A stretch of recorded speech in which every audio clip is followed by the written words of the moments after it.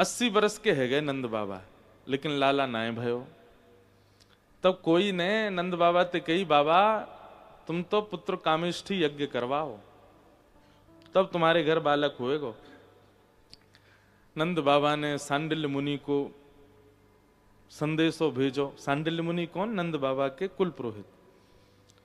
तो सांडिल्य मुनि तो बहुत व्यस्त थे, वे तो आ नहीं पाए। उनके स्थान पर उनके भांजे आए, और जैसे ही आए आकर के उन्होंने खूब आशीष दियो, और फिर यज्ञ भयो। यमुना तट पर सबरे ब्रजवासी बैठे हैं, ब्राह्मण। नंद बाबा ने सबके हलवाई की व्यवस्था, तो सबरे ब्राह्मण नंद बाबा के लिए प्रार्थना करते हुए ठाकुर जी से कह रहे हैं, हे ठाकुर जी, अनुष्ठान भले ही प्रारंभ नहीं भयो, लेकिन यह नंद बाबा ने चकाचक आनंद करा रखो है। सोवे की उत्तम व्यवस्था, पावे की उत्तम व्यवस्था, कोई दिक्कत ना है विधाता। हम ब्राह्मणन की लाज बचियो, या के घर लाला बन के या तो लाला भेज दियो, नहीं आवे तो तू ही आ जाइयो। हमारे पूज्य नाना जी बोले, ब्राह्मणों ने इतने भाव से ठाकुर जी से कही, ब्रह्म वाक्यम जनार्दनम। ठाकुर जी ब्राह्मणों की वाणी मानते हैं। ऐसे विनोद में सुनाते, बोले ब्राह्मणन के आशीर्वाद ते ही लाला आयो। जन्म तो लियो देवकी वसुदेव क्या, लीला वहां भी मथुरा में भी कर सकते थे ठाकुर जी, वृंदावन ही क्यों आए, नंद यशोदा की आई क्यों आए। इस प्रकार पूरे ब्रजमंडल में आनंद मन रहा था। तभी वहां एक राक्षसी का आगमन हुआ, जिसका नाम पूतना। भक्ति में सबसे पहली बाधा पूतना, भक्ति में सबसे पहली बाधा है पूतना। आप जब भक्ति के मार्ग पर चलना प्रारंभ करेंगे, ठाकुर जी की लीला कथा नाम जप के मार्ग पर जैसे ही बढ़ोगे, आपके जीवन में सबसे पहले पूतना आएगी। पूतना का स्वरूप क्या है? पूतना को पता चला कि हमारे महाराज कंस का शत्रु 84 कोस में कहीं जन्म लिया है, तो उसने अपना रूप बदला। थी तो राक्षसी, पर परम सुंदरी का रूप धारण किया। सुंदर वस्त्र पहने, आंखों में काजल वाजल लगा के बढ़िया बिल्कुल तैयार सुंदर बन करके, और पूतना 84 कोस में जितने बालकों ने पिछले 5 दिन में जन्म लिए हैं, सबके घर जाती है, और बालकों को गोद में खिलाने की भावना से अपने वक्ष के समीप ले जाकर के धीमे से अपना पयोधर मुख में दे देती है। उसके पयोधर में कालकूट विष लगा हुआ है। बालक जैसे ही उस पयोधर का पान करते हैं, थोड़ी देर में उनकी मृत्यु हो जाती है, चुपचाप सुला करके वहां से चली जाती है। इस प्रकार पूरे ब्रजमंडल में बालकों का वध करती हुई पूतना पहुंची गोकुल। जैसे ही गोकुल पहुंची, सब वाके रूप पे मोहित होने लगे। जितने ग्वाला नाच रहे, सबन ने जैसी पूतना देखी, सबन के मन में महाराज लड्डू फूटन लगे। अपनी मैया ने जा जाके कहने लगे, मैया हमारो ब्याह करा दे। मैया बोली, कौन ते करेगा? वो आ रही का, वही ते करा दे, देख कितनी सुंदर लग रही है। कोई उसके रूप पे मोहित हो गया। अब विवाहित लोग उससे विवाह करने की इच्छा प्रकट करने लगे। कोई उसके वस्त्र पर मोहित हो गया, कोई उसकी वाणी पर मोहित हो गया। सब उसके प्रति आकर्षित होने लगे, जो कि आकर्षण उचित नहीं था। उसका एक भी चीज वास्तविक नहीं थी, सब बनावटी है। रूप भी बनावटी, चाल भी बनावटी, बोली भी बनावटी, वस्त्र भी बनावटी, पर सब उस पर आकर्षित होने लगे।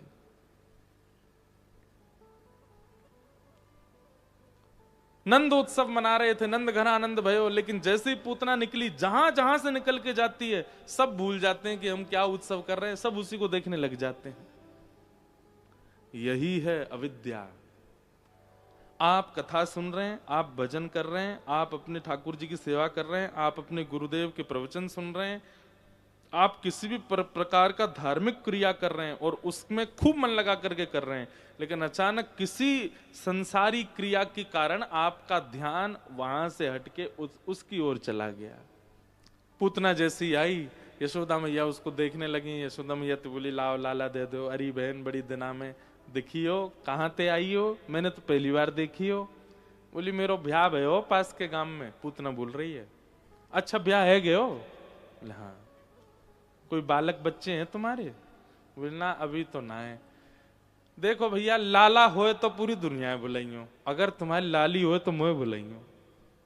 पूतना बोली क्यों लाली होए तो क्यों बुलाऊं? अब मेरो भी लाला ही है तो फिर आगे बात चलाएंगे। मतलब मैया तो यहां तक सोच बैठी है कि इतनी सुंदर है तो यहाँ की लाली भी सुंदर ही होगी। गोद में जो ठाकुर जी हैं यशोदा मैया के, उनकी आयु कितनी है? 6 दिन की। कितनी? 6 दिन के। कितना इतना सा बालक होता है? 6 दिन के ठाकुर जी हैं। मन ही मन सोच रहे हैं मैया रुक जा, तेरी सास मेरी सास को मुंह दिखाऊंगा अभी तो है। कैसी है ये? तू यहाँ की छोरी तो मेरे ब्याह करना चाह रही है?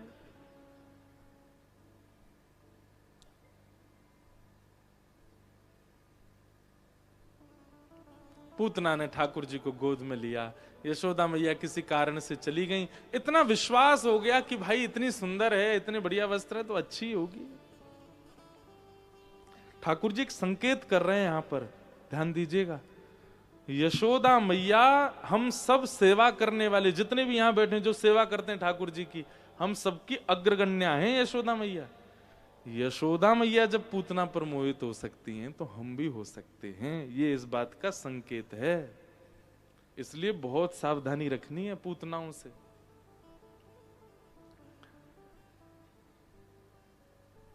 ठाकुर जी पधरा दिए और पधरा करके यशोदा मैया बाहर चली गई। पूतना ने जैसे ही अपना पयोदर भगवान के मुख में दिया, ठाकुर जी ने पहले उसके विष को पिया, दुग्ध को पिया, रस तत्वों को पिया, पुण्यों को पिया, पापों को पिया। प्राण शमम रोष समन्वितो पिबत गाढ़म कराभ्याम।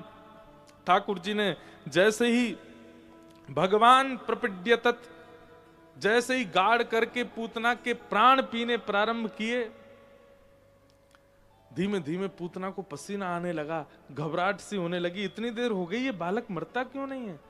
ठाकुर जी को खूब उसने पकड़ करके दूर, सा मुंच मुंचाल मति प्रभाषणी, ठाकुर जी को दूर फेंकने लगी। लेकिन ठाकुर जी ने तो ऐसे कस के पकड़ा है पूतना को कि नहीं अब तो ठिकाने लगा के ही छोड़ेंगे हम।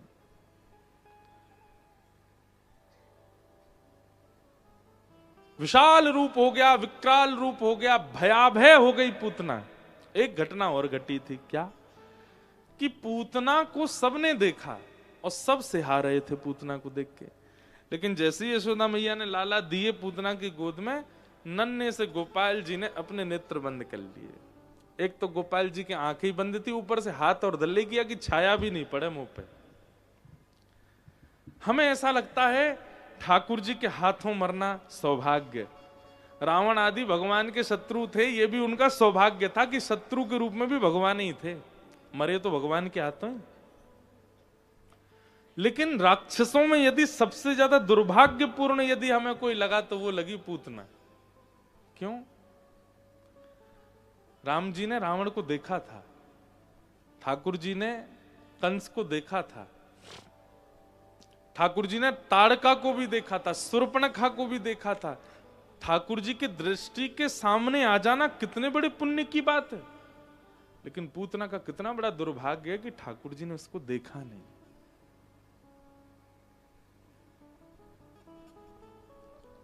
इसलिए आप समझ रहे हैं बात को। राक्षस मतलब काम की पराकाष्ठा, क्रोध की पराकाष्ठा, ईर्ष्या की पराकाष्ठा जिनमें है उनको राक्षस कहते हैं। पर पूतना राक्षसी तो है, काम क्रोध लोभ ईर्ष्या सबकी पराकाष्ठा तो है, पर इसमें एक अवगुण ऐसा है जिसके कारण ठाकुर जी इसको नहीं देख रहे हैं। और वो अवगुण क्या है? कृष्ण प्रेम में झूम रहे, आनंद कर रहे, ठाकुर जी का चिंतन कर रहे सब ब्रजवासियों को इसने अपनी ओर आकृष्ट किया, मतलब उनका भजन छुड़वाया। ठाकुर जी किसको नहीं देखते हैं? जो वैष्णवों के भक्ति में बाधा बनता है उसको दृष्टि से देखते नहीं। और दूसरा, जो अपनी वास्तविकता में नहीं रहता है ठाकुर जी उसको नहीं देखते हैं। जो रूप बदल करके रहे उसको देखते नहीं। इसलिए भैया ये दो चीजों पर बहुत विशेष ध्यान रखिएगा। एक तो वास्तविकता ठाकुर जी के सामने प्रस्तुत करो, और दूसरा अन्य यदि कोई भगवत भजन में है उसके भजन में बाधा कभी मत बनो, नहीं तो ठाकुर जी आपको देखेंगे नहीं। एक पंढरपुर में एक भक्त थे, उनका नाम था चोखो मेला। क्या नाम था?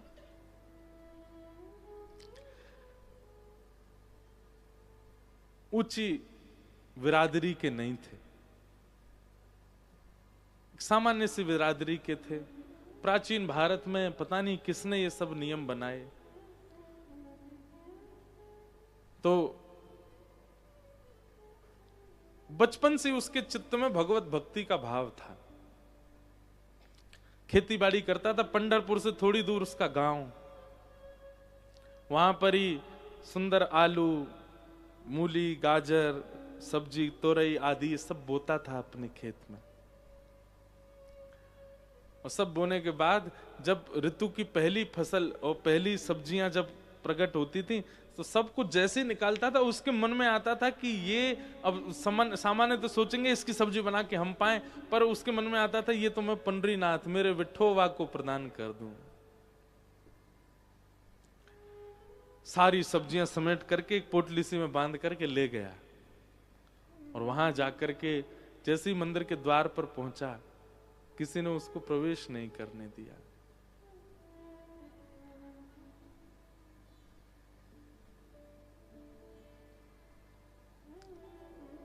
बाहरी किसी को पधरा दी सारी सब्जियां, उन्होंने भी भोग नहीं लगाया, बोले कि अरे इसके हाथ की सब्जी ठाकुर जी को जाएगी।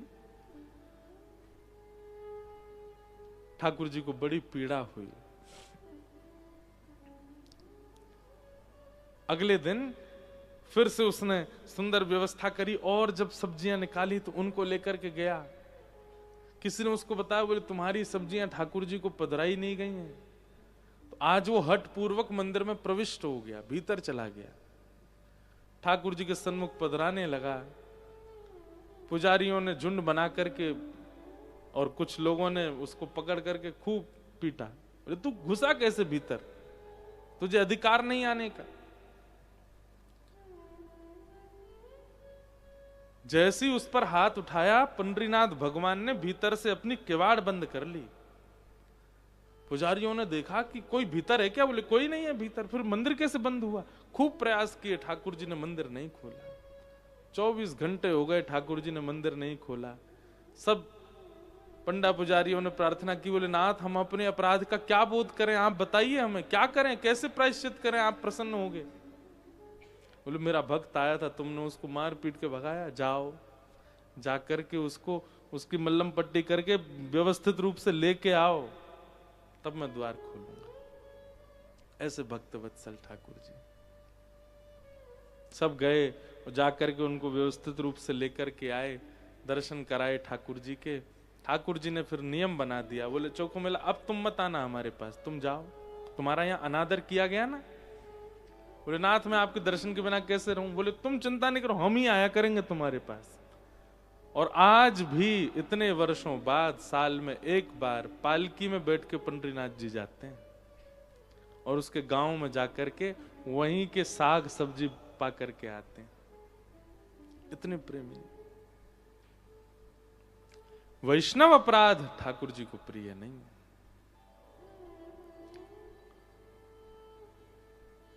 पूतना अपने रूप में आ गई। भगवान ने जैसे ही देखा कि अब राक्षसी बन गई, तुरंत ठाकुर जी ने अपने हाथ हटा लिए, और अब देखा पूतना को, हाँ अब आई ना अपने असली रूप में। भगवान ने उसके प्राण पी लिए, और विशाल स्वरूप पूतना का गिर पड़ा, वध हुआ। बोल पूतना मर्दन भगवान की जय। सब ब्रजवासियों ने जैसे ही देखा इतनी विशाल पूतना गिरी पड़ी है, जोर की आवाज आई, सब दौड़ करके गए। जाकर के ठाकुर जी को उठा करके गौशाला ले गए, गौमूत्र से स्नान कराया, गौरज भगवान के श्री अंग में लगाई, और ठाकुर जी को गौ पुच्छ से झाड़ा दिया। बाल्यकाल से ही ठाकुर जी की सेवा में गैया है। 6 दिन के ठाकुर जी गौमूत्र से स्नान कर रहे हैं, गौरज लगवा रहे हैं और गौ पुच्छ से झाड़ा लगवा रहे हैं। ऐसी गैया से प्रेम करते हैं श्री ठाकुर जी। धीमे धीमे ठाकुर जी अब 3 महीना के भये। करवट उत्सव हुआ। पहली करवट लई ठाकुर जी ने। सक्टासुर नाम का एक दैत्य आया, 3 महीना की आयु में उसको वध कर दिया ठाकुर जी ने। सक्टासुर जो था वो एक सकट बैलगाड़ी के नीचे ठाकुर जी सुला गई मैया, उसके ऊपर आके बैठा। भगवान ने एक पैर लंबा करके बैलगाड़ी को घेर दिया। सक्टासुर का वध। अब इसके पीछे भी बड़ी सुंदर लीला है कि सक्टासुर कौन है, उसका वध क्यों किया, बैलगाड़ी क्या है, सबके बड़े भाव बताए गए। केवल कथानक नहीं है ब्रज लीला, एक एक लीला के पीछे कारण है। जैसे सकट किसको कहते हैं? सकट कहते हैं बैलगाड़ी को। बहुत ध्यान से सुनिएगा।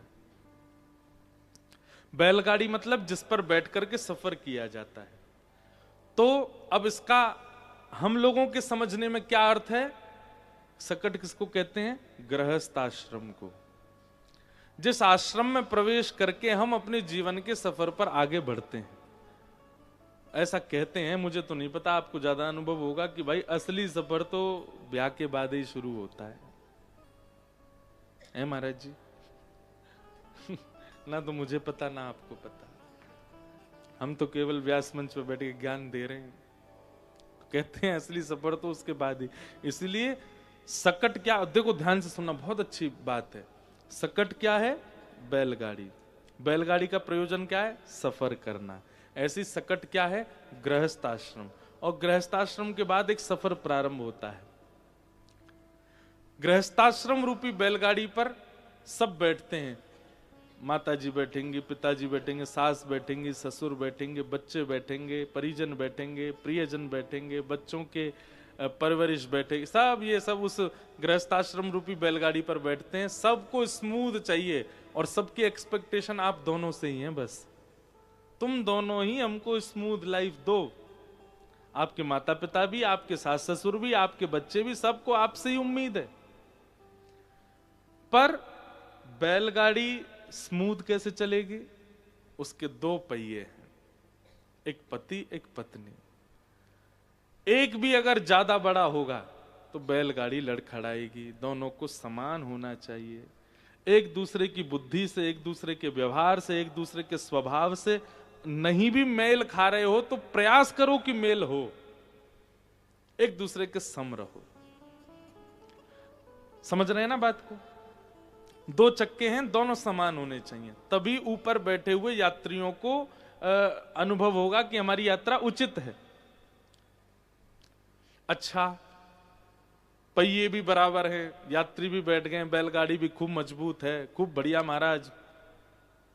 कितने गुण मिलते हैं ब्याह के लिए? कितने? 36। अधिक से अधिक 36 मिल गए पूरे। मतलब बैलगाड़ी बिल्कुल बढ़िया है। सब लोग, माता पिता सोचते हैं अब तो हमारा जीवन बहुत बढ़िया है, ऐसी बहू आ रही है। 36 गुण मिले।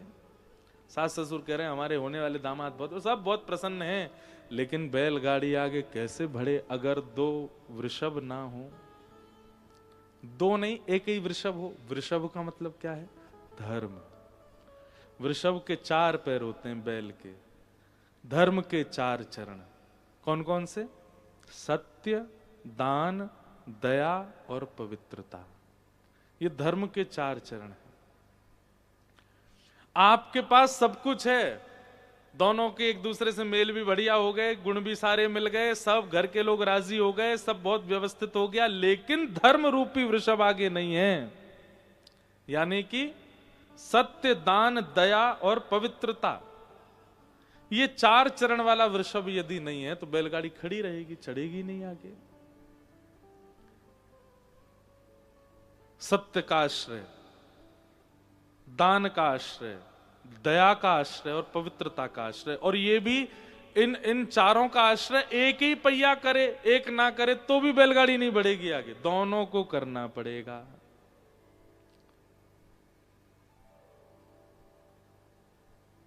धर्म, हमारे गृहस्थ आश्रम रूपी इस गाड़ी को आगे बढ़ाने वाला हो। लेकिन यहां कथा आती है कि ठाकुर जी ने अपने बाम चरण को उठाया, लंबा करके पीछे करके ऐसे मारा, महाराज बैलगाड़ी को तोड़ दिया और उसके ऊपर बैठे हुए राक्षस सक्टासुर का वध किया। ये क्यों हुआ? अब इसकी बात सुनो। ठाकुर जी जिस बैलगाड़ी के नीचे हैं, पहली बात तो ठाकुर जी ऊपर होने चाहिए थे, ठाकुर जी कहां हैं? नीचे। मतलब प्रायोरिटीज के रूप में सब कुछ है पहले, लेकिन ठाकुर जी कहां हैं? सबसे पीछे या सबसे नीचे। पहले ये करके देख लेंगे, ये करके देख लेंगे, ये करके देख लेंगे, ये करके देख लेंगे, ये करके, जब कहीं भी कुछ काम नहीं बनेगा तब भगवान के पास जाएंगे। सबसे पहली गलती। तो सकट के नीचे ठाकुर जी हैं। फिर दूसरा, सक्टासुर नामक दैत्य ऊपर बैठा है, मतलब ठाकुर जी नीचे हैं और दैत्य ऊपर। वही बात है कि प्रायोरिटीज के रूप में संसार है, ठाकुर जी नीचे हैं, पहली गलती। और दूसरी गलती क्या है? सकट है मतलब बैलगाड़ी है, पर उसके आगे धर्म नहीं है, बैल नहीं बंधे हैं। खड़ी बैलगाड़ी के नीचे ही सो रहे थे ठाकुर जी।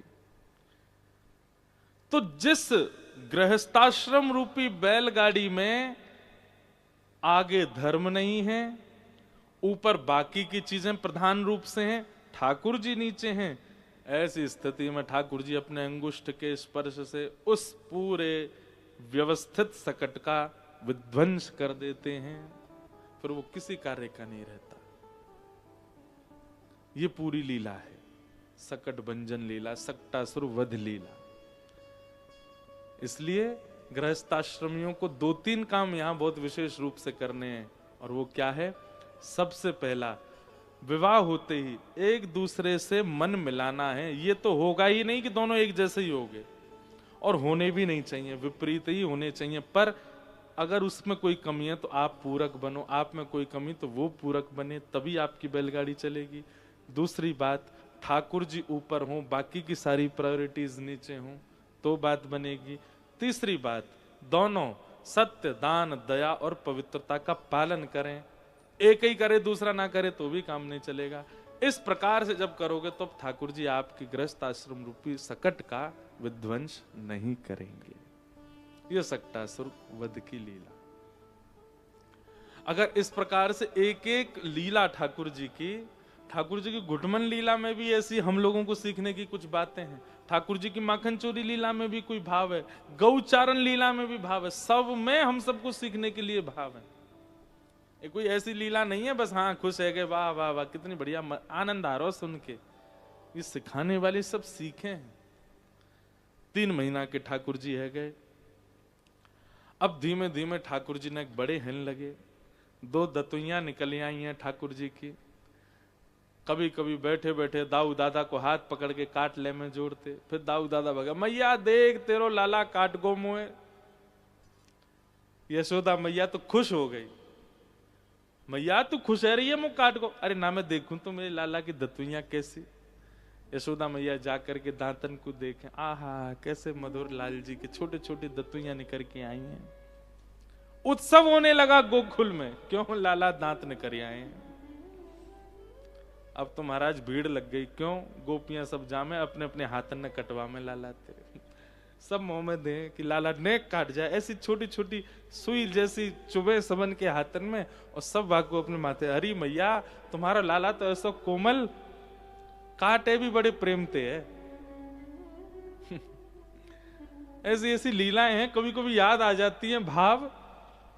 एक लीला है मेरे को याद आ जाए तो, ठाकुर जी के कर्ण भेदन संस्कार की लीला देखूं अगर पद मिल जाए तो। लाल जी के कर्ण भेदन लीला की बहुत सुंदर एक लीला है। लाल जी जैसे ही 6-7 महीना के भय नेक नेक घुटमुन चलना सीख गए हैं। 7 महीने के घुटमुन चलते हैं?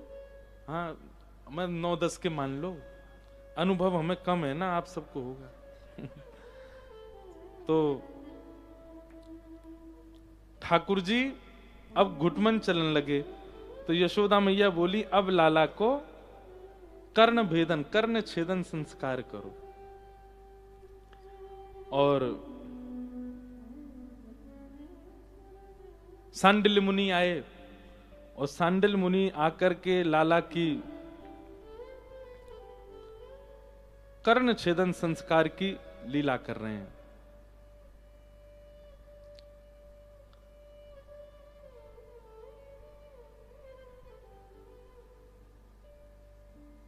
नहीं मिलेगा, थोड़ी सी लीला मुझे याद है, वही सुना देते हैं।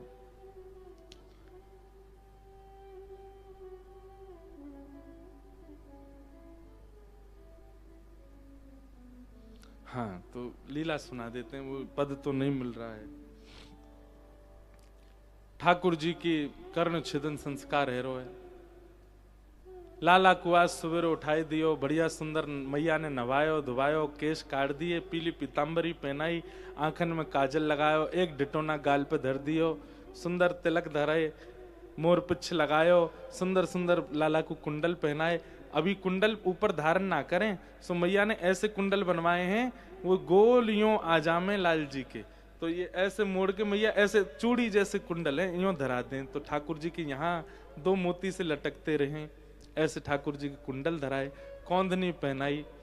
लाल जी समझ गए कि आज कछु उत्सव है, यही मारे मैया इतना श्रृंगार कर रही है। नीचे सब मंगल बाजे बजा रहे हैं, गा रहे हैं, आनंद कर रहे हैं, कदली फल के वृक्ष लगे हैं। ठाकुर जी बड़े प्रसन्न हैं, बोले आज कछु उत्सव है रो है।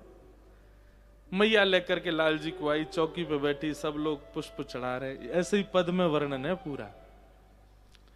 ठाकुर जी को तिलक किया गयो, आरती करी, नजर उतारी, ठाकुर जी अब तक तो बड़े प्रसन्न। इतने में ही सामने सुनंदा बुआ बैठी और चांदी के थाल में एक पैनी सी सुई लेकर के आई। अब जैसे ही वो स्वर्ण की सुई उठाई सुनंदा बुआ ने, तो ठाकुर जी वह सुई देखें, और सुई देख करके और फिर मैया देखें।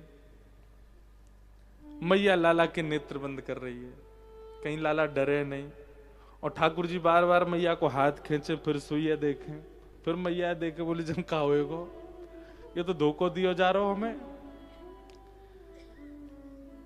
अब मैया सबंते कह रही है, बोले लाला डर रहा है यार, या नचाओ, कोई लाला को ताल सुनावे, कोई लाला को गा के बतावे, कोई लाला के आगे फिर के नहीं घुमावे। ठाकुर जी थोड़ी देर तो वाय देखा, फिर वही देखे सुई है, बोले सुई का ही कुधरी है यहाँ। इतने में ही यशोदा मैया ने इशारे में कही, वो झटपट कर दो, ये ऐसे ना करन देगो। लेकिन सुनंदा के भी हाथ कांप रहे हैं, ऐसे कोमल ठाकुर जी, इनके करने छेदन करूं कैसे। सुई हाथ में लेकर के, और जैसे ही लाला को कान पकड़ो, सोई ठाकुर जी समझ गए, बोले ओहो, ये सबरे नंद बाबा वगैरह सबन के कानन में कुंडल, ऐसे मेरे पधरामेंगे काट के। सोई ठाकुर जी गुटमुन दौड़न लगे, यशोदा मैया की गोद से निकल के दौड़े, और कहां गए, बोले पास से एक पलंग धरो, बाकी भीतर जाके बैठ गए। और नीचे तो ही सब बुला रहे हैं, यहां तक कोई आवे तो पलंग को चले जाएं, पलंग ते इतकू चले जाएं। और ठाकुर जी ऐसे घबरा रहे हैं, ऊपर से सब देवता देख रहे हैं, बोले अरे ब्रजवासियों तुम्हारे हाथ जोड़े, ये परमात्मा है, कहीं इनको ज्यादा भय लग गया तो नूतन प्रलय हो जाएगा। यशोदा मैया ने अपनी साड़ी खोची, बोले आज लाला को करना ही है, या पकड़ो दारी के। यशोदा मैया के हाथ में पाम आ गए, ठाकुर जी सोई खींच के बाहर निकाले और खींच करके गोद में लिए, और मेरो लाला। ठाकुर जी रो में चिल्ला में चीखें। और इतने में ही सुनंदा जैसे तैसे गई, ठाकुर जी को कर्ण पकड़ करके जैसे ही सुई पधराई, लाल जी जोर से चिल्लाए, चीख रहे हैं, रो रहे हैं। और तभी एक सुंदर हीरा को कुंडल ठाकुर जी के कानन में पधरा दियो। धीमे धीमे ठाकुर जी शांत है गए। नंद बाबा गौशाला में घुमा के लाए, गैयान के बीच में खेले, बीच बीच में कान पकड़ के रो में, सब वर्णन कियो पद में। और ठाकुर जी को कर्ण भेदन संस्कार भयो। अब लाल जी के कानन में छोटे छोटे हीरा के सुंदर सुंदर कुंडल विराज रहे हैं। ज्यों ज्यों लाला बड़े हैं रहे, त्यों त्यों रूप माधुरी ऐसी ठाकुर जी की सबके चित्त में बस रही है। ठाकुर जी ने वृंदावन में प्रभुता को छुपाया। क्या कर रहे हैं? श्रृंगी गैयाओं के सींग पे लटक जाते हैं। अग्नि यशोदा मैया चूल्हा में ते जलती भये लकड़ी न लेके भागे दाऊ दादा के पीछे। द्यमष्टि, ये मुझे बहुत अच्छा लगता है। रोज अपने दांत गिने कितने निकल आए, और फिर अपने गिनने के बाद में फिर नए नए बछड़ा बछिया जो जन्मे उनसे कंपैरिजन करें। वाह, अब दिखा के धकवे ते का फायदा। जय हो भैया, अब ढके ही दो। पहले तो सबरो प्रसाद सबके आगे दिखाई दियो, अब वह ढक रहे हैं बेचारे भोरे सबरे ब्रजवासी ब्राह्मण हैं।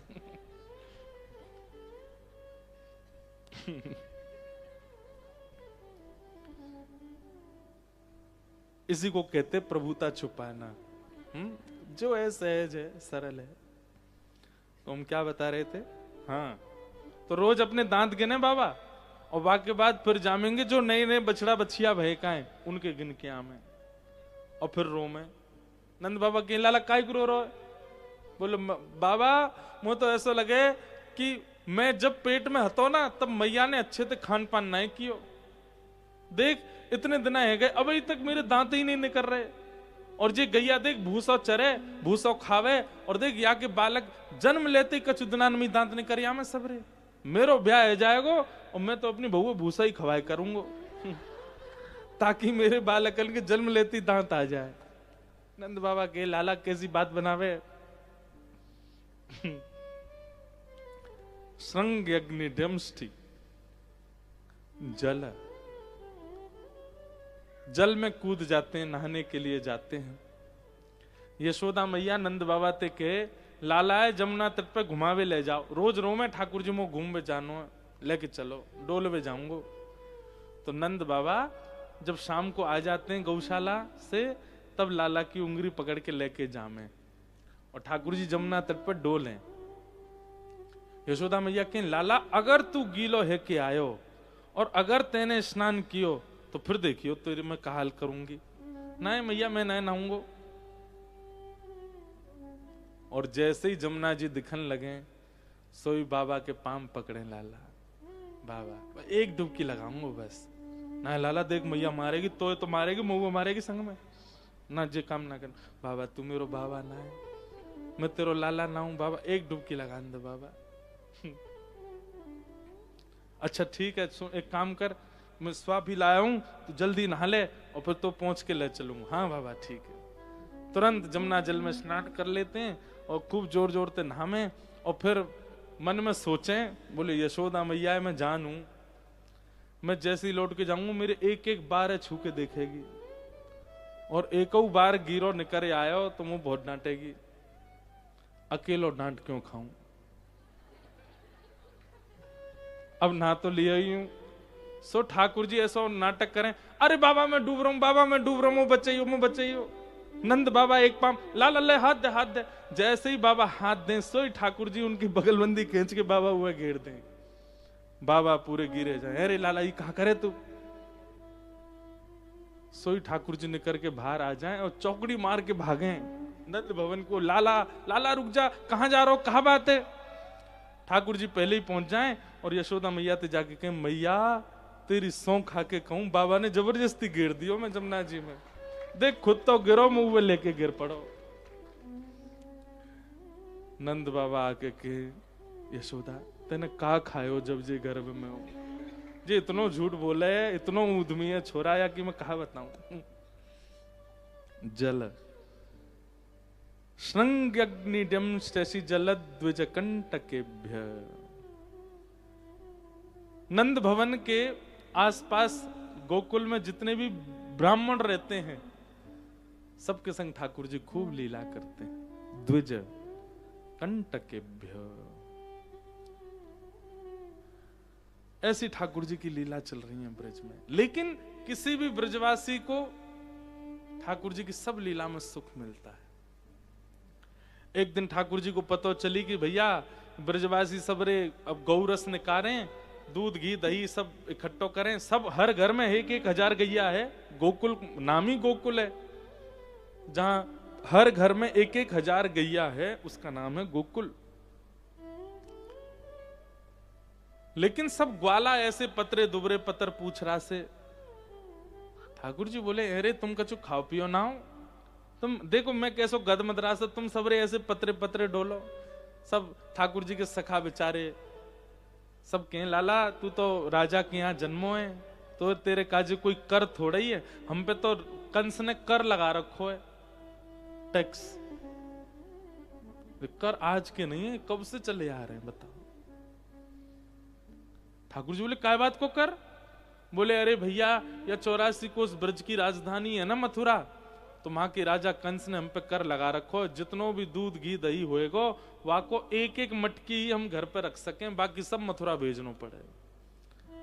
और मथुरा ते फिर वो कछु दाम दे और उनको 4 गुना दामन में कंस बेके। उस समय का सबसे बड़ा व्यापार था दूध घी दही आदि का। तो कंस क्या करता है, भोले वाले ब्रजवासियों के यहाँ गैया ये चराओ, तुम पालन करो पोषण करो, और जितनो दूध घी दही होगा सब मथुरा धर के जाओ। उसकी बहुत छोटी सी रकम देता है, और उन दूध घी दहियों को आगे मथुरा में, इंद्रप्रस्थ में, हस्तिनापुर में, आसपास के क्षेत्रों में दुगने दाम में कंस बिकता है, खूब धन कमाता है। ठाकुर जी को जब ये बात पता चली कि बोले कंस ने पूरे ब्रजवासीन के गौरस छीन रखे, बोले अभी तो मेरी इतनी आयु नहीं कि या करकू मैं क्षमा करवा दूं, पर अभी से प्रयास करूंगा तो बड़े जाके कर पाऊंगा, तो अभी कहा करूं। ठाकुर जी ने कही, अरे एक बात बताओ, घर में दूध घी दही बचेगो तभी तो कर दोगे, घर में बचेगो ही नहीं तो कर कहा दोगे? बोले मतलब? बोले अगर चोर चोरी कर ले जाए, घर से मक्खन ले जाए, दही ले जाए, दूध ले जाए, और तुम्हारे घर की सबरी मटकी चोरी है जाए, तो फिर तो लाला फिर कहा करेंगे, बाकी सैनिक काम है देखवे के काजे घर पे, अगर घर में मटकी ना मिलेंगी कह देंगे चोरी है गई, तो फिर क्षमा कर देंगे, और का भाई जब घर में है ही ना तो कैसे कर दें। ठाकुर जी बोले यही काम होएगा, अब ब्रजमंडल में चोरी होएगी और सब घरन ते मक्खन चुराए जाएंगे और घर के ही सदस्य चुराएंगे। ठाकुर जी ने पूरी योजना बताई, बाल गोपाल चौर प्रचार प्रसार मंडल, अरे चल मथुरा में रजिस्टर करवाया है, आज तो ये संस्था बनेगी यहाँ पे, और हम सब रे ग्वाला वाला हम सबन को एक ही काम है, घर घर जानो, वाते मक्खन चुराए के, दही चुराए के, दूध चुराए के खानो, और जो ये पतरे पतरे से डोलने का, इन सबन को अपनी संस्था में शामिल करो, सबन को दूध घी दही खवाएंगे, चुरा चुरा के हम खाएंगे, कोई को पता थोड़ी चलेगी हमने चुरायो। ग्वाला बोले, लाला तू जो कहेगो सो करेंगे, चोरी ना करेंगे। चोरी क्यों ना करोगे? लाला देख, हमारो एक ही कर्तव्य है कि हम ने बड़े है जाए तो हमारो ब्याह है जाए, और चोरी करेंगे तो हमारो ब्याह ना होएगो। ठाकुर जी बोले, ऐसे पतरे से बने रहोगे तो ब्याह ना होएगो, शरीर तो बनाना पड़ेगा, कौन अपनी बेटी ब्याहेगो तुमते? सब ब्रजवासी बोले, ना लाला चोरी ना करेंगे। ठाकुर जी बोले, तो फिर ठीक है, तुम सबरे अपनी लीला अलग करो, मैं और दाऊ दादा अलग खेलेंगे, हम ऐसे पतरे इनके संग ना खेलेंगे। जो लोग बहुत ज्यादा पतले हैं उनको चिंता होनी चाहिए, ठाकुर जी खेलते गदमदराओं के संग ही हैं। तो नेक नेक खानो पीनो शुरू करो। भाई देखो ठाकुर जी को स्वभाव कैसा है, कौए धक्का मार देंगे, कौए गेर देंगे, अभी प्रसाद ही गेर दियो, ये स्वभाव है ठाकुर जी को। अब सामने वाले में जाने ही ना होएगी तो ठाकुर जी कहेंगे, अरे यार नेक उंगली छू दई तो कहीं मरमरा नहीं जाए, तो नेक ऐसे तो बनो कि ठाकुर जी खेल सके आपके संग, ज्यादा मत बनो, हाँ पर ठीक ठाक तो रहो, खाए पिए करो बढ़िया। सब ग्वाला बोले, लाला तो ते दूर ना रहेंगे, तू जो कहेगा सो करेंगे। और महाराज ठाकुर जी ने चोरी करनो प्रारंभ किया, पूरे ब्रजमंडल की नाक में दम है गयो। कोई के यहाँ आधी रात में करिया में, कोई के यहाँ दोपहरी में करिया में, कोई के यहाँ ते कैसे करिया में, कोई सब विविध विविध प्रकार की ठाकुर जी की चोरी बताई गई है। एक गोपी ने यूं कह दी कि मेरे घर ते करके दिखाए तो मैं मानूं। वाकई चोरी तो करी करी, इतनो माखन बच गयो तो पूरे घर में ले पी आए। जैसी बाने फर्श पे पाम धरो, चीकनो मक्खन पैर ते लगो, धड़ाम ते गिरी सिर फूट गो। हाथ पाम सबरे एक है गए। बेचारी लड़खड़ाती भई आई। ठाकुर जी बोले जे हमें तेने हमते कहा कही हमारे घर चोरी करके देखा, बा को प्रसाद दियो तो है। चोरी तो करी करी, तेरे हाथ पाम तोड़ दिए, आइंदा कभी मत बोलियो ऐसे। और जा घर ते चोरी ना कर पावे, जैसे कोई चतुर गोपी अगर इतनी व्यवस्था कर दे कि ठाकुर जी आ ही नहीं सके वहां के घर, ऐसी गोपीन के यहां ठाकुर जी कोयला लेके जाएं और बाहर जाकर के सुंदर कछु दृश्य, कछु भूतरा सो हवा सो बनाया हमें। ग्वाला बोले लाला या को कहा मतलब है? बोले इनने हमारो खान पान रोको है, हमारी पूरी जिम्मेवारी होगी कि इनके घर में भी चूल्हो नहीं जले। हमारो माखन हम हमारे मुख में आवे तो रोको है, तो हम भी इनके चूल्हे को सर्वनाश करेंगे।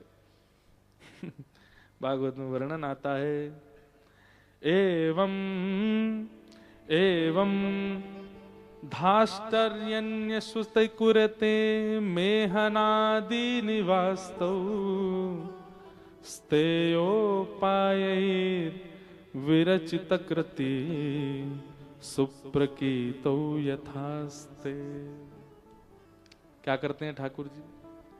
एक गोपी के घर में ठाकुर जी ने खूब प्रयास करिए, योजना बनाई, लेकिन चोरी नहीं कर पाए।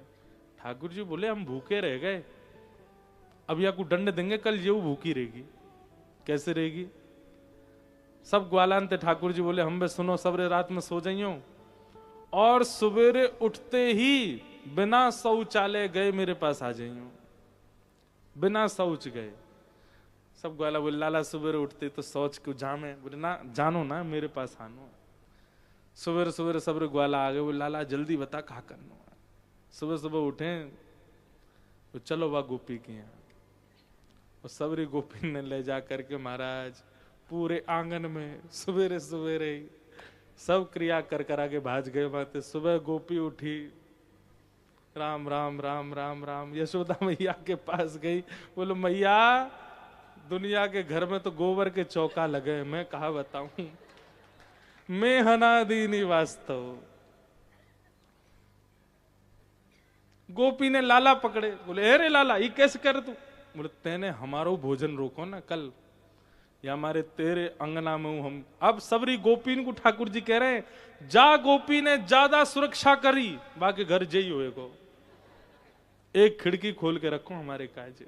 इतना खौफ है ठाकुर जी को। लेकिन भैया ये सब लीलाएं ठाकुर जी कर रहे हैं, एक को भी क्रोध नहीं आता ठाकुर जी पे।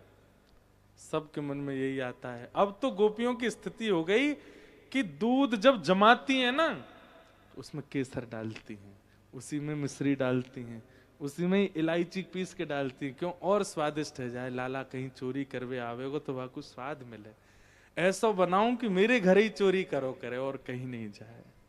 ऐसी सब गोपियों की स्थिति हो गई। अद्भुत है ठाकुर जी की लीला। धीमे धीमे ठाकुर जी आगे बढ़े। एक दिन यशोदा मैया को क्रोध आ गया और ठाकुर जी ने सबरे गौरस तोड़ फोड़ दिए। मैया ने लाला ऊखल से बांध दिए। बोले आज तो ना रोटी मिलेगी ना पानी, दूध कछु ना मिलेगा, अब तू बैठो रहे, खड़ो रहे यहीं पे। ठाकुर जी इतने में सरक सरक के आगे गए। दो यमलार्जुन के वृक्ष थे, दोनों का जैसे स्पर्श किया टूट के गिर पड़े। कुबेर के पुत्र प्रकट हुए। कुबेर के पुत्र एक बार बहुत, कुबेर के पुत्र हैं भैया, साक्षात धन के राजा कुबेर। उनके पुत्रों में भी एक सूक्ष्म मद आ गया।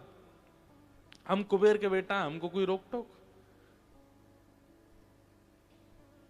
मद्यपान करके और निर्वस्त्र होकर के जलाशय में स्नान कर रहे थे। तभी वहां से नारद जी का निकलना हुआ। तो नारद जी को देख लिया, उसके बाद भी इन्होंने जरा भी सम्मान में ना तो वस्त्र धारण किए और ना ही अपना जो हल्ला हल्ला कर रहे थे नहाते समय वो बंद किया। नारद जी महाराज वहां से निकल रहे थे, नारद जी ने बस सोच लिया, बोले कि बहुत ही निर्वस्त्र रहने का शौक है इन लोगों को, इतना भी विचार नहीं करते कि निर्वस्त्र स्नान कर रहे हैं नदी में और एक संत महापुरुष कहीं पास से जा रहे हैं तो ये भी नहीं कि निकल के थोड़ा शांति से उनको प्रणाम कर लें, थोड़ी मर्यादा का पालन कर लें। नारद जी को क्रोध आ गया, श्राप दे दिया, बहुत निर्वस्त्र रहने का तुमको आनंद मिलता है, जाओ निर्वस्त्र रहो। और वे दोनों वृक्ष बन गए। लेकिन एक भगवत भक्त के द्वारा श्राप मिला है तो वो श्राप भी कितना खूबसूरत, कितना आनंदमय, भगवान के हाथों से ही श्राप मुक्त हुए दोनों। इसलिए शास्त्र कहते हैं क्रोधापि देवेन वरेण तुल्यम, बड़े लोग यदि क्रोध करें तो उस क्रोध को स्वीकार कर लीजिए, क्योंकि बड़ों के क्रोध में कोई ना कोई आशीष ही छुपा है।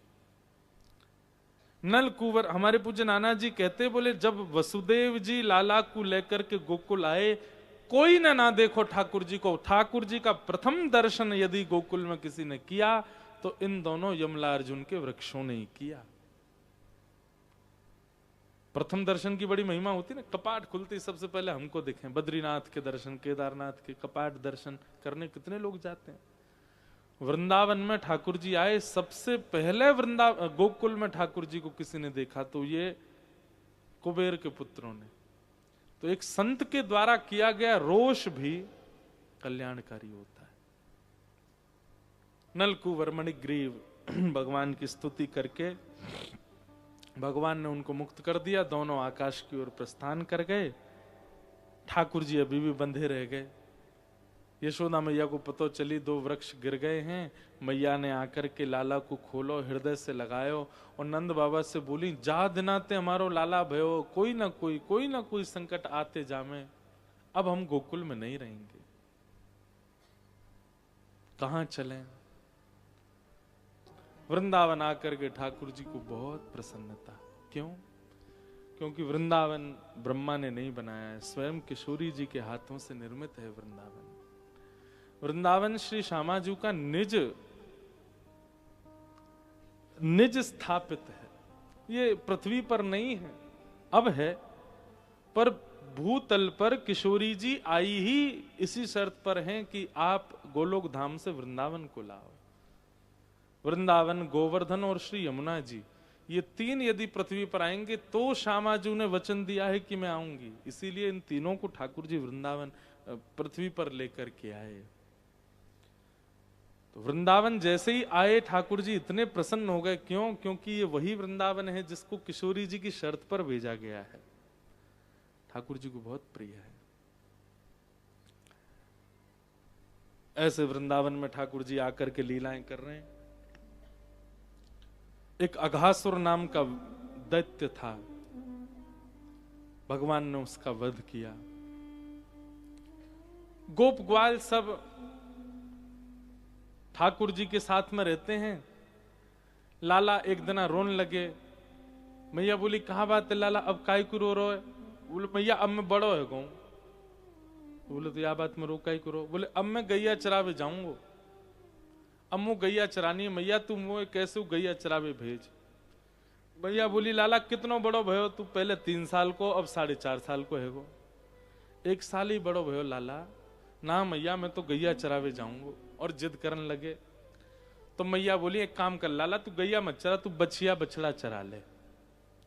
तो गैया के छोटे गैया लेके नंद बाबा जाते हैं, छोटी छोटी बछड़ा बछिया ने लेके ठाकुर जी जहां है।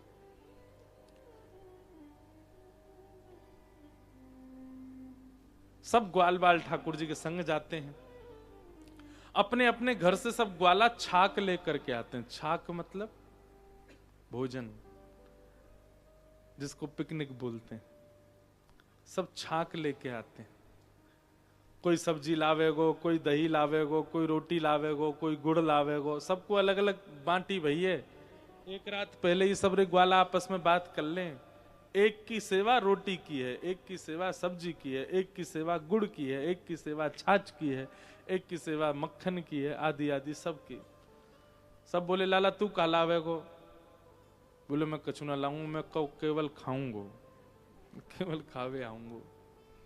ठाकुर जी कुछ नहीं लेके जाते, खाने जाते हैं। इतना सुंदर वर्णन श्री शुकाचार्य जी ने किया है। विभ्रद वेणुम जठर पटयो श्रांग वेत्रे चकच्छे। ठाकुर जी कैसे बैठते हैं भोजन पाने के लिए, छाक पाने के लिए। वामे पाणे मृषण कवलम तत्फलम लांगुलीषु तिष्ठन मध्ये स्वपरिश्रुहितो हासयन नरमभिस्वे स्वर्ग लोके मिषति विभुजे यज्ञ भुग्बाल केली। ठाकुर जी कैसे प्रसाद पाते हैं वन में जाके? पहले तो सब ग्वालान में लड़ाई हो गए, काय बात की, लाला तू हमारे सामने बैठे हो, देख तू हमारो प्रेमी ना है, तू हमारे सामने ना बैठे हो। तो ठाकुर जी कहे मैं अब कहा करूं। अब सब ग्वाला पुराने पुराने एहसान याद दिलाते हैं ठाकुर जी को। देख लाला तू वहां पकड़ो गयो, मैंने तो बचाया, मेरे सामने बैठ। कोई ग्वाला के लाला तो तब भूख लगी, मैंने भोजन करा, मेरे सामने बैठ। ठाकुर जी बोले बड़ी विचित्र बात है, कहा करूं। सो ठाकुर जी यहाँ पर शुकाचार्य जी कहते हैं ऐसा रूप धारण करके ठाकुर जी बैठे हैं कि सब ग्वालों को यही लग रहा है कि लाला हमारे सामने बैठो है। और हर ग्वाला ठाकुर जी को देख के उसके मन में भाव आ रहा है कि ठाकुर जी उसके सामने बैठे हैं, ठाकुर जी उसके सामने बैठे हैं। और वो ग्वाला बगल वाले तो कह रहा देख मोते प्रेम करे, बगल वाले कह रहे हाँ तोते कर मोते करे ज्यादा, तोते ज्यादा मोते करे। सब आपस में एक दूसरे को कह रहे हैं कि हमसे ज्यादा प्रेम करे। ठाकुर जी सबको सुख दे रहे, क्यों बंद हो रहा है बीच में?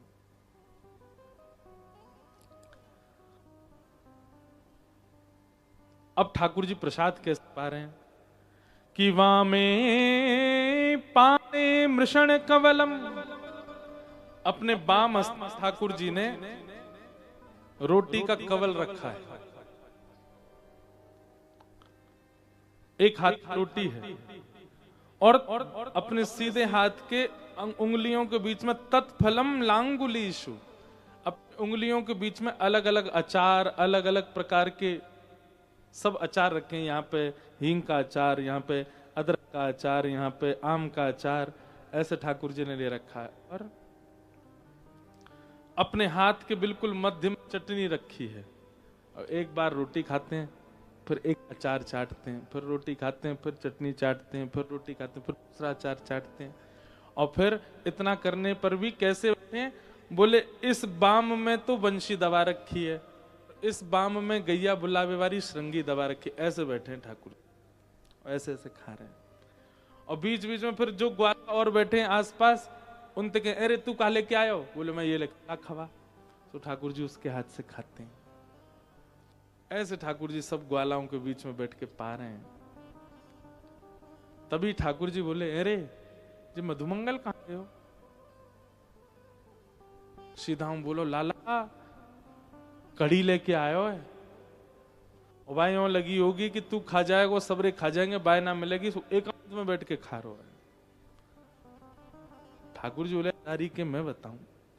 ठाकुर जी दौड़े दौड़े गए तो महाराज पूरे मुख से लगा करके कड़ी पी रहा था।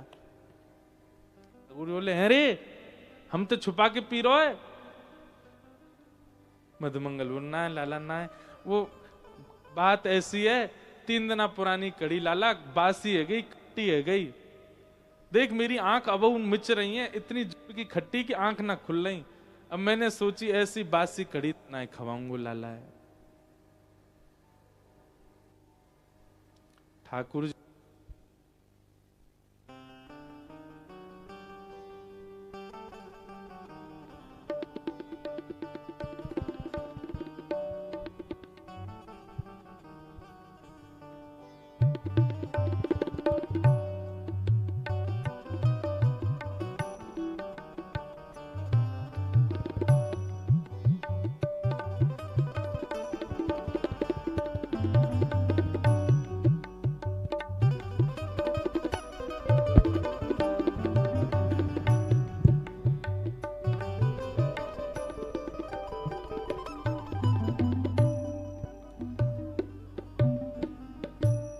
बासी है गई लाला या मारे ना खवाए रो तो है। ठाकुर जी बोले पर मोह तो मिल गई। मधुमंगल बोलो कहां मिल गई, मैं तो सबरी खागो। ठाकुर जी ने वाकी ठोड़ी पकड़ी, अपने समीप खींचो, वाकई यहाँ पे जो कढ़ी की मूछ बनी भाई, या नाक पे लगी भाई, या गाल पे लगी भाई, ठाकुर जी जीभ निकाल के सब चाट गए। और जैसे ही जीभ निकाल के चाटन लगे लाल जी, मधुमंगल के नेत्र सजल है गए, ठाकुर जी के अंक ते भर गयो। वो लाला तू एक बात बता, तू सच में मानव है ना? ठाकुर जी बोले क्यों? बोले इतनो प्रेम कोई मानव ना कर सके, तू इतनो प्रेम काहे को करे हमते? हम सबरे ग्वारिया गोवर थापवे वारे, ना हम ऐसो अच्छो पहने ना खामे, बिल्कुल सामान्य से हमारो व्यवहार है, और तू लाला फिर भी ऐसो प्रेम करे। बता तू नेक लज्जा ना आई तू मेरे होटल ने चाट को हैं, मेरे मुंह पे लगी सबरी कड़ी चाट को? ऐसो प्रेम मत करे कर लाला, क्योंकि 24 घंटा तू ही दिखे हमें। काउदना तू हमते कहीं दूर चलो गए हो तो हम हमारे प्राण चले जाएंगे लाला। ठाकुर जी बोले मैं कहीं ना जाऊंगा मधुमंगल, मैं तो सदा तुम लोगन के बीच रहूंगा। लेकिन इस लीला को देख करके आकाश में बैठे लीला देख रहे सब ब्रह्मा जी ने जन्म से अभी तक पूरी लीला देखी, सब देवता देख रहे हैं एक एक लीला ठाकुर जी की। पर इस स्थिति में आते ही ब्रह्मा जी बोले ये परमात्मा नहीं हो सकता। अब सोचो, हम तो मानव हैं, जब ब्रह्मा को संशय हो सकता है ठाकुर जी पर, और यही संशय पूतना है। ब्रह्मा जी बोले, जबकि ब्रह्मा को पता है स्पष्ट कि ये परमात्मा, पर फिर भी इतने ज्यादा जैसे बोलते हैं ना कि करेक्टर में उतर गए ठाकुर जी, इतने सहज इतने सरल कि ब्रह्मा को लग रहा है कि ये कोई भैलू पिया है, ये परमात्मा नहीं। और परीक्षा लेने के लिए भगवान के सब ग्वाल बालों का हरण कर लिया। ठाकुर जी यमुना जी में मुख धोने गए, इतने में सब ग्वाल बालों को लेकर ब्रह्मा जी अंतर ध्यान हो गए।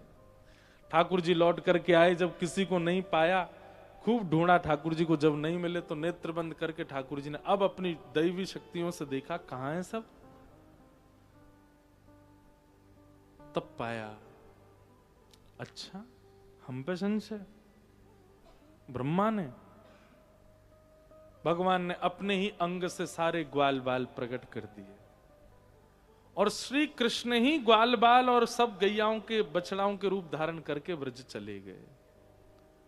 हमको तो 4-5 ग्वालाओं के नाम है, ठाकुर जी के ग्वाला भी हजारों की संख्या में, एक आध ग्वाला नहीं। अब हमारे नाना जी महाराज जी एक कथा और सुनाते थे। नाना जी कहते, बोले लाला जे लीला भी ठाकुर जी ने बड़ी सूझबूझ के करी। मैंने क्यों? बोले ब्रज में जितनी गोपी हैं, सबन के मन में यूं आवे कि काश कन्हैया हमारो लाला हो तो जितनी भी गोपी इनके ग्वाला हैं सब कृष्ण बन गए। तो मानो सब गोपीन की मनवांछित इच्छा पूरी कर दी। आज जब ठाकुर जी गैया चरा के लौटे तो और दिना तो गोपीन की स्थिति है, खुद को लाला पास आ गए हो, लेकिन वह तो बस गले ते लगा रही है, देख कर नहीं आ रही है, क्योंकि सब ठाकुर जी पे ही मोहित हैं। पर आज जब ठाकुर जी गैया चरा के लौटे हैं तो आज सबरे ग्वाला जैसे जैसे अपने घर गए, उनकी माँ इतनो प्रेम कर रही है, इतनो दुलार कर रही है, गोद में लिए डोल रही है, नीचे उतारी नहीं रही है, तू तो मेरी गोद में ही रहे लाला, पर थग्गो होगो। क्योंकि सबको ऐसा आभास हो रहा है कि जैसा प्रेमी श्री कृष्ण वैसे ही प्रेमी हमारे लाला है गए। फिर यशोदा मैया आती है और सब नंद बाबा के सब ग्वारिया आमे गैयान को दूध निकारे, वो दूध औटा के ठाकुर जी को पिवा दियो जाए। जब बछड़ा बछिया गैयान को दूध पीमे तो कभी कभी गैयान के मन में आवे कि अगर लाला ऐसा मुख लगा के हमारो दूध पीते तो कितना सुख मिलता। आज ठाकुर की सब बचिया भी सब ठाकुर जी बन गए, और ठाकुर जी जाकर के गैयान की इच्छा भी पूरी कर रहे हैं, सबके थनन से लगा करके दूध पी रहे हैं, और सब गैयान के नेत्रन से अश्रुपात है रहो, ऐसा सबन को लग रहा हो ये हमारे बछड़ा बच्चिया ना श्री कृष्ण ही दूध पी रहे हैं। और तीसरी बात, एक ज्योतिषी आए और उन ज्योतिषी ने आकर के यूं कही कि भैया एक ऐसा काल आ रहे है जाके कारण आगामी 13-15 वर्ष तक कोई ब्याह नहीं होंगे। जाकू भी अपनी लाली को लालांते ब्याह करना हो वो अवई कर दो, क्योंकि ब्याह भले ही कर दो, गौना बाद में करते रही हो। अब ये प्राचीन भारत की परंपरा भी रही है। तो महाराज जितनी भी गोपी हैं, उन सब की जितनी भी लाली हैं, उन सबरी लालीन को ग्वालांत ब्याह, सबरे ग्वाला श्री कृष्ण, सब ग्वाला श्री कृष्ण है। तो एक प्रकार से ब्रह्मा जी के इस कृत्य में ठाकुर जी ने सारे ब्रज को स्वीकार कर लिया। क्यों ब्रज की रज इतनी श्रेष्ठ है? क्योंकि वैसे तो श्री कृष्ण पैरों से घूमे होंगे 84 कोस में, लेकिन पूरा ब्रज तो नहीं छाया होगा। तो अब ठाकुर जी इतने रूप में प्रकट हो गए कि ब्रज के एक एक कोने को अपने चरण रज का स्पर्श करा रहे हैं। संपूर्ण 84 कोस का एक क्षेत्र भी ऐसा नहीं जिसको आप कह दें कि यहां ठाकुर जी नहीं आए होंगे। पूरे ब्रज में ठाकुर जी ने विचरण किया। और फिर मृद भक्षण ठाकुर जी ने एक जगह मट्टी खाई नहीं, ये जितनी गैया बछड़ा बछियान के रूप में ठाकुर जी डोल रहे हैं, जहां जहां भी घास खामे अपनी जीव निकारे, जीव निकार के पूरी ब्रज की रज को अपना उच्छिष्ट बना करके प्रसाद कर रहे हैं। तो ब्रह्मा जी ने भले ही सोच करके कुछ भी किया हो, पर इस लीला से ब्रज का उद्धार हो गया, सब श्री कृष्ण हो गए। एक साल बाद ब्रह्मा जी के मन में आई कि मैं जाके देखूं, बेलूपिया कृष्ण रो रहा होगा अपने ग्वाल बालों की याद में। जैसे ही ब्रह्मा जी ने नीचे आकर के देखा तो जितने ग्वाल बाल ब्रह्मलोक में बंधी थे सब नीचे डोल रहे हैं। ब्रह्मा जी बोले, एक की एक्स्ट्रा कॉपी बनाने की सामर्थ्य तो मुझमें भी नहीं है। जुड़वा बनाता हूं मैं भी, लेकिन उसमें भी थोड़ा बहुत तो अंतर रहता है, पर एज इट इज कॉपी ये तो परमात्मा ही कर सकते हैं। समझ गया, बोले कि ये तो मैंने गलत कर दिया। बोले अब क्षमा मांगू भगवान से। तब सोचे अकेला जाऊंगा तो गुस्सा हो जाएंगे, जिन ग्वाल बालों का हरण करके ले गया उनको ले आऊं, उनके सहित उनको पधरा के फिर क्षमा मांगूंगा, ठाकुर जी क्षमा कर देंगे। ब्रह्मा जी जैसे ब्रह्मलोक जा रहे थे, ठाकुर जी ब्रह्मा जी से पहले पहुंच गए ब्रह्मलोक, और ब्रह्मा जी का ही रूप धारण कर लिया। 4 मुख, खूब सारी भुजा, और भीतर प्रवेश करते करते ठाकुर जी ब्रह्मा जी के रूप में गए और ब्रह्मलोक में जाके मीटिंग बुलाई। सबको बुला करके बोले, हमको पता चला एक बेलूपिया घूम रहा है हमारा, हमारे जैसा ही रूप है उसका। वो अगर ब्रह्मलोक में आवे तो उसको हमारी आज्ञा है पूछने मत आना, हम हमसे बिना पूछे मार पीट के भगा देना। ब्रह्मलोक में सब सतर्क हो गए, बोले बेलूपिया आएगा। इतने में असली ब्रह्मा आए, और ब्रह्मा को देखते ही कहां सब लोग दंडवत करते थे, प्रणाम करते थे, ब्रह्मणे नमः, और आज सबरे डंडा लेके भाग रहे, भाग यहाँ थे बेलूपिया। ब्रह्मा जी जान बचा के भागे, दूसरे लोकों में पहुंचे। शंकर जी से बोले पता नहीं क्या हो गया है, पूरा ब्रह्मलोक मुझे मारने डोल रहा है। नारद जी आदि सब इकट्ठे हो गए, सबने कहा, बोले स्वीकार कर लो कि तुम नकली ब्रह्मा हो। मैं कैसे कर लूं, मैं ही तो असली हूं। बोले नहीं, अब तुमको स्वीकार करना पड़ेगा। तो ब्रह्मा जी ने सबके आगे आज बोले, मैं नकली ब्रह्मा हूं, मैं असली नहीं हूं, मैं ही बेलूपिया हूं। तब सबने उनको छोड़ा, हाथ पांव बांध दिए, बोले चलो तुमको ब्रह्मलोक में कैदी बना दें। लेकर के जैसे ब्रह्मलोक में प्रवेश किया तो ब्रह्मा जी बोले, एक बार कैद खाने में जाने से पहले ब्रह्मा जी से मिलवा दो मुझे, असली ब्रह्मा से। बोले हाँ चलो। जैसे ही ब्रह्मलोक में भीतर प्रवेश किया, ब्रह्मा के सिंहासन पर सबको तो ठाकुर जी ब्रह्मा के रूप में दिख रहे थे, लेकिन ब्रह्मा जी को वही बाल गोपाल बैठे हुए दिखाई दे रहे हैं। और क्रोध में ठाकुर जी गुस्सा कर रहे हैं ब्रह्मा की ओर। ब्रह्मा जी ने जाकर के क्षमा मांगी, स्तुति गाई। सबसे सुंदर स्तुतियों में एक स्तुति ब्रह्मा की भी है। ग्वाल बालों को कुछ नहीं पता चला। भगवान ने छाक लीला करने से पहले एक अघासुर नाम के दैत्य को मारा था, जिसको मरे हुए 1.5 साल हो गया है। और ठाकुर जी लेकर के ग्वाल बालों को जैसे ही नीचे आए और सब ग्वाल वालों के नेत्र खुले और उठ करके अंगड़ाई लेने लगे, लाला आज तो बहुत जोर से भोजन कियो। मतलब वो 1.5 वर्ष जो है वो उनका ऐसे व्यतीत हुआ जैसे भोजन करके सोए और उठ गए। और सब ग्वाला अपने अपने घर जाकर के बोले, मैया पता आज तो लाला ने अगासुर नाम को दैत्य मारो, जबकि उसको 1.5 साल हो गए थे। ऐसी लीला ठाकुर जी ने की। आगे एक धनकासुर नाम का दैत्य, उसको ठाकुर जी ने बलभद्र जी से मरवाया। यमुना में एक कालिया नाग रहता था, जिसकी वजह से पूरी यमुना विषैली हो गई। भगवान ने योजना बना करके कालिया नाग को वहां से निकाला। वेणु गीत का प्रसंग आया, जिसमें ठाकुर जी की मधुर लीलाओं का, मधुर रूप का दर्शन गोपियों को अपने अपने घर बैठे हो जाता है।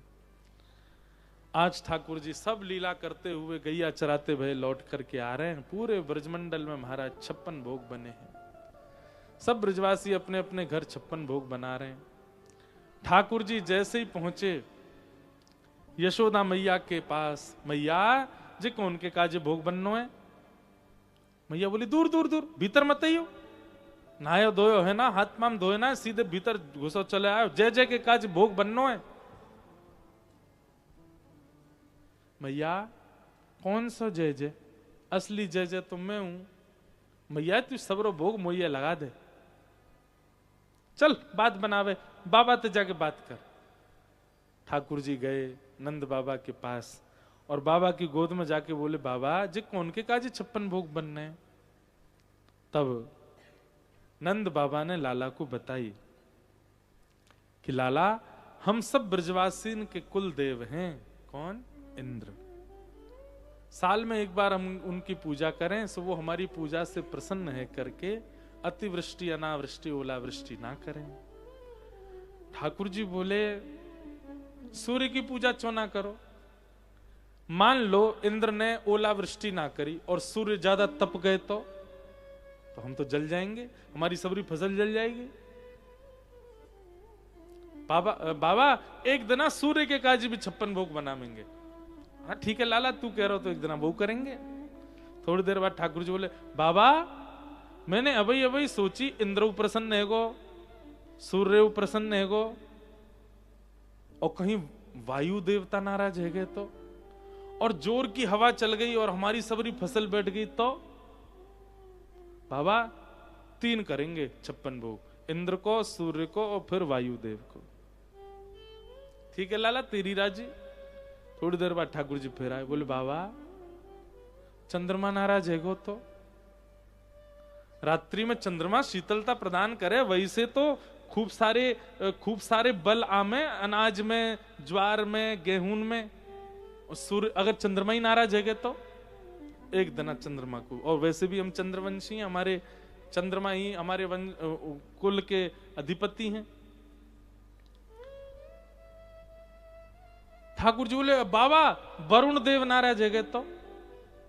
बाबा ये देव नाराज है तो वो देव ना, ओहो अब तो ठाकुर जी सिर पकड़ के बैठ गए। बोले मेरे बाबा को बहुत खर्चा है जाएगा। क्यों? 33 कोटि देवता जमाने पड़ेंगे बाबा।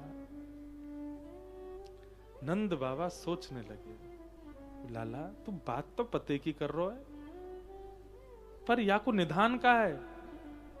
बोले बाबा मुझे तो ऐसा लगे जैसे इतने सारे वृक्ष में पत्ता हूं मैं, एक एक पत्ता पे पानी ना डालो जाए, एक जड़ में डाल दियो जाए, पत्ता अपने आप हरे भरे है जाए, वृक्ष अपने आप फलित पुष्पित है जाए। ऐसो बाबा मुझे लगे इन सबरे देवतान को भी एक जड़ देवता होएगो, वही को प्रसन्न कर लो, सबरे अपने आप राजी रहेंगे। ब्रजवासी बोले, ऐसा कौन सा देवता है भैया? बोले हमारे 84 कोस ब्रजमंडल में आनंद ते विराज रहे हैं श्री गोवर्धन नाथ। मैंने सुनिए जी विष्णु के ये अवतार हैं भैया, इन्हीं की पूजा कर लो। बंधुओं देखो गोवर्धन लीला के पीछे बड़ी बातें हैं। ठाकुर जी ब्रजवासियों के साथ बड़े सहज रहते हैं। ये सब ब्रजवासी ठाकुर जी को भगवान नहीं मानते, कभी कोई थप्पी मार दे, कोई ठाकुर जी को पकड़ के उखलते बांध दे, कोई ठाकुर जी को कछु, मतलब एक भगवत मर्यादा होती है मानव की, उन मर्यादाओं का सब उल्लंघन करते हैं। और जब इन मर्यादाओं का उल्लंघन किया जाता है तो ठाकुर जी के चारों ओर अनेक योगनियां, अनेक शक्तियां भ्रमण करती रहती हैं। ठाकुर जी नाराज नहीं होते, पर ठाकुर जी को यूं लगे ये इतनी शक्तियां, इतनी योगिनियां, ये सब कहीं नाराज है कि इन ब्रजवासी को कुछ अनुचित नहीं कर दें। एक बार कछु ऐसा करूं कि सबरे ब्रजवासी एक रूप में तो मोह जय जय माने नहीं और एक रूप में जय जय मान के मेरी पूजा करो करें। उसके लिए ठाकुर जी ने गोवर्धन पूजा करवाई, क्योंकि मैं कहूंगा कि मेरी पूजा करो तो जो एक नहीं करेंगे, लेकिन मैं गिरिराज जी की पूजा कराऊंगा जो मेरो ही स्वरूप है।